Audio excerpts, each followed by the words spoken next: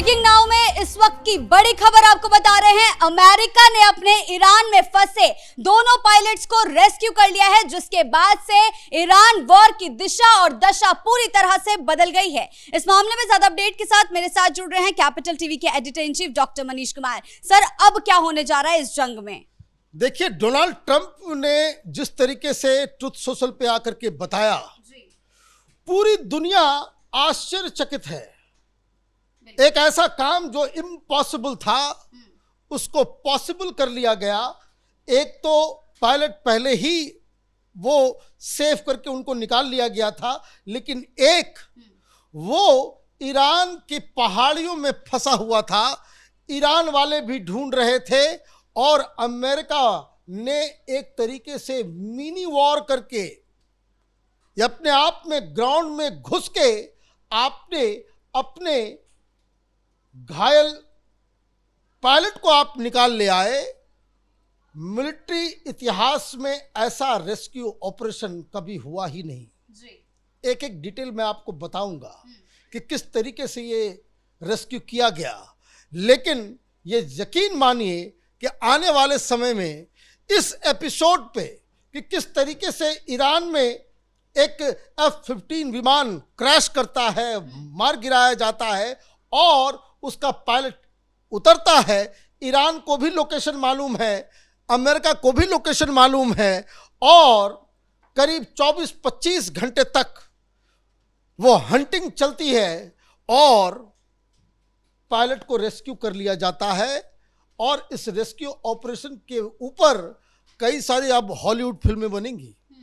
ये इतना बड़ा मसला, इतिहास, सारे लोग आश्चर्यचकित हैं कि ऐसा कैसे हुआ। अब सबसे पहले इस बात को समझिए कि इस घटना के बाद से ईरान का पलड़ा जो साइकोलॉजिकल वॉरफेयर होता है उसमें बिल्कुल वो डाउन चला गया, बिल्कुल डाउन चला गया, क्योंकि इसके लिए आपको ग्राउंड ऑपरेशन करना पड़ा। 100 के आसपास कमांडोज अमेरिका ने वहां उतारे। अब जिस जगह ये क्रैश किया वहां पैराशूट से वो पायलट नीचे आया और जो स्टैंडर्ड प्रोसीजर्स है, इस तरह के पायलट को बकायदा सिखाया जाता है कि इस तरह के केस में जब आप किसी एनिमी टेरिटरी में गिरते हैं तो आपको क्या क्या प्रोटोकॉल्स करने हैं, खाना से लेकर पानी से लेकर के छिपने से लेकर के कैसे आप कम्युनिकेट करोगे, ये सारी चीजों में पायलट्स को ट्रेनिंग दी जाती है।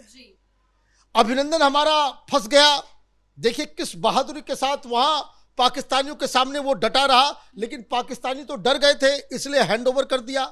लेकिन यहां क्या हुआ, यहां एक ऑपरेशन लॉन्च किया गया और इस ऑपरेशन का मतलब ये था कि जिस हिसाब से ईरान की तरफ से बड़े बड़े दावे किए जा रहे थे, दरअसल उस पायलट को ढूंढने में ईरान ने अपनी एड़ी चोटी एक कर दी।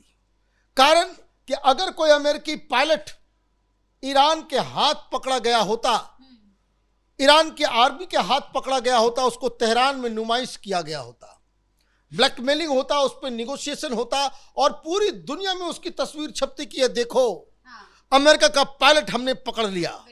लेकिन फिर क्या हुआ कि ये जो पायलट है वो एक पहाड़ी में जाकर के छिप गया और वहां लगातार उस तरह के बेकन कहा जाता है कि जिससे इंफॉर्मेशन दिया जाता है कि उसका लोकेशन एग्जैक्ट है क्या।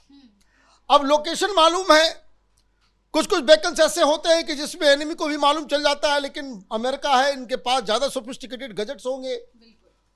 वो बता तो दिया गया कि भाई आपका लोकेशन यहां पे, आप यहां पे छिपे हुए हैं, लेकिन उधर ईरान वालों ने अपनी सेना भेज करके उसको ढूंढना शुरू कर दिया। अब वो ईरान वाले उसको ढूंढ रहे हैं, वहां की आर्मी, वहां के लोग वहां पायलट के पीछे, और ऐसे में 100 लोगों को हेलीकॉप्टर के साथ, कल भी हमने कुछ तस्वीरें देखी थी कि हेलीकॉप्टर चल रहा है, कि हेलीकॉप्टर जो है रेस्क्यू मिशन के लिए गया है। लेकिन यहां सबसे बड़ी चीज जो ईरान गच्चा खा गया कि जो लोकेशन है, रेस्क्यू ऑपरेशन एक फॉल्स रेस्क्यू ऑपरेशन किसी और इलाके में किया गया। ईरान को लगा कि पायलट वहां है, ईरान ने अपनी सारी कंसंट्रेशन जो है उधर लगा दिया और चुपके से 100 लोगों को इधर उतारा गया जहां पे एक्चुअली पायलट छिपा हुआ था और वहां से उसे सही सलामत उठा करके ये लेकर के आ गए। सबसे बड़ी चीज, ईरानियंस की तरफ से भी फायर किया गया, वहां एक युद्ध जैसी स्थिति बनी। लेकिन सबसे बड़ी चीज और सबसे बड़ा जो अचीवमेंट और कारनामा इसको कह सकते हैं कि अमेरिकी सैनिकों में से कोई घायल तक नहीं हुआ, सारे लोग जिंदा सुरक्षित वापस ईरान से बाहर आ गए। तो ये अपने आप में कितना बड़ा ऑपरेशन कि आप एनिमी टेरिटरी के अंदर जाते हैं और वहां अपने गिरे हुए पायलट्स को आप वहां से उठा करके ले आते हैं और ईरान मुंह ताकता रह जाता है। तो सबसे बड़ी चीज कि ये ईरान के तरफ से अब तक किया गया सबसे बड़ा फेलियर है जी। ईरान की सेना में दम नहीं है, वह आप एक पायलट को नहीं पकड़ सकते, बाहर से सेना आ रही। दूसरी चीज, डोनाल्ड ट्रंप की वो बातें सही साबित हो गई कि पूरी तरीके से एयर स्पेस में अमेरिका का डोमिनेंस है। यह बात भी सही साबित हो गई क्योंकि कई सारे हेलीकॉप्टर्स और विमान, फाइटर जेट्स ईरान के अंदर गए, इस पूरे ऑपरेशन को कंडक्ट किया और आप किसी भी एयरक्राफ्ट के ऊपर, फाइटर जेट के ऊपर, हेलीकॉप्टर को आप मार गिरा नहीं सके। तो ये अपने आप में एक दूसरी चीज जो इस ऑपरेशन से समझ में आ रहा है जी। तीसरी बात जो सबसे अहम है कि ईरान अब क्या करेगा। ईरान ने तो कल कहा था कि दोनों ही हमारे कब्जे में है। कल ईरान ने दावा किया कि भाई हमारे पास दोनों ही हमने कब्जा कर लिया। अब मालूम चल रहा कि आपके पास कुछ था ही नहीं। तो इसका मतलब यह कि ईरान की तरफ से जो दावे किए जा रहे हैं वो डाउटफुल हो गए, उसके ऊपर अब यकीन नहीं किया जा सकता। ये प्रोपेगेंडा ज्यादा कर रहा है ईरान, काम कम कर रहा है। अब डोनाल्ड ट्रंप के लिए ये इतना बड़ा एक टर्निंग पॉइंट है कि जो इस युद्ध में जो एक मीडिया और प्रोपेगेंडा वॉर में अमेरिका पीछे चल रहा था कि भाई अमेरिकी सेना जो वो हार रही, ईरान ये नुकसान कर रहा है, वो कर रहा है, ऐसे कर रहा है, ये सारी चीजें अब खत्म हो गई। इस ऑपरेशन के बाद मिलिट्री ऑपरेशंस को लेकर के अमेरिका के अंदर भी अब डोनाल्ड ट्रंप को समर्थन मिला। जिस तरीके से एक लंबा ट्वीट उन्होंने किया ट्रुथ सोशल के ऊपर, तो ये अपने आप में बता रहा है कि डोनाल्ड ट्रंप अब और ज्यादा एग्रेसिव हो जाएंगे क्योंकि 22 जो इनके एयरक्राफ्ट्स गिराए गए हैं, क्षतिग्रस्त हुए हैं, उसका बदला तो लिया जाएगा। और अब फिर से वही चीज, क्योंकि अब वो डेडलाइन भी खत्म हो रहा है जो दिया गया था कि आप स्टेट ऑफ हॉर्मुज को जो है फ्री कर दो, नहीं तो पूरे ईरान को हम स्टोन एज में डाल देंगे। इस ऑपरेशन के बाद से अब अमेरिकन एग्रेशन और ज्यादा बढ़ता दिखाई देगा और इसकी शुरुआत भी हो गई। अभी खबर आ रही है क्या कि इजराइल की तरफ से पहली बार इतना बड़ा मिसाइल अटैक ईरान के अंदर किया गया। 120 बैलिस्टिक मिसाइल्स जो है दागे गए हैं।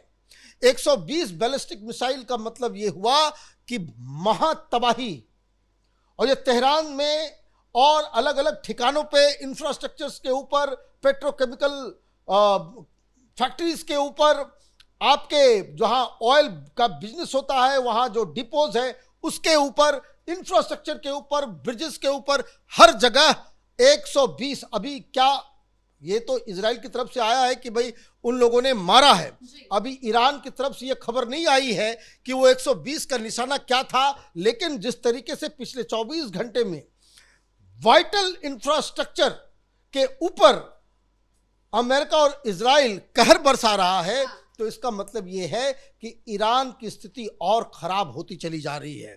तो एक तो हिस्टोरिक काम किया, डोनाल्ड ट्रंप की स्थिति मजबूत हो रही है, अमेरिका ने ये इसको कह सकते कि ऐतिहासिक कारनामा करके दिखा देने के बाद वहां की जनता अब और ये कहेगी कि भी और ठोको। देखिए इसका साइकोलॉजिकल इम्पैक्ट आपको याद होगा कि जब अभिनंदन पाकिस्तान में पकड़े गए तो किस तरीके से यहां पे माहौल था। सारे लोगों ने कहा कि भाई मोदी अब दिखाओ 56 इंच का सीना लेकर के आओ, 24 घंटे में वो डर के मारे जो वो वापस कर दिया। अभिनंदन के वापस आने के बाद देश में कैसा माहौल था, वैसा ही माहौल अभी अमेरिका के अंदर है, जिससे डोनाल्ड ट्रंप को इस युद्ध में और भी एग्रेसिव होने का, इसको कह सकते हैं कि एक मोटिवेशन मिलेगा, हिम्मत मिलेगी। तो अभी ईरान की उल्टी गिनती आज से शुरू हो गई। ये जो अभी तक जो युद्ध चल रहा था, जिसमें ईरान ने ये कर दिया वो कर दिया, वो मामला आज के बाद से खत्म। इस ऐतिहासिक कारनामे के बाद अमेरिकी आर्मी ने बता दिया कि वो दुनिया की सबसे बेस्ट आर्मी है। इस तरह का रेस्क्यू ऑपरेशन करना बिल्कुल जो असंभव होता है वो करके दिखाया है। अब ईरान के ऊपर इसका कहर बरसना जरूरी है। जी सर, बहुत बहुत धन्यवाद आपका इन तमाम जानकारियों के लिए। तो कुल मिलाकर मिडिल ईस्ट में जारी इस जंग के बीच अमेरिका के इस रेस्क्यू ऑपरेशन ने पूरी जंग की दिशा बदल दी है और ट्रंप को और ज्यादा मजबूती दे दी है। बड़ी खबर में फिलहाल मेरे साथ इतना ही। कैमरा पर्सन रवि आर्य के साथ मैं शिवानी रतूड़ी, कैपिटल टीवी।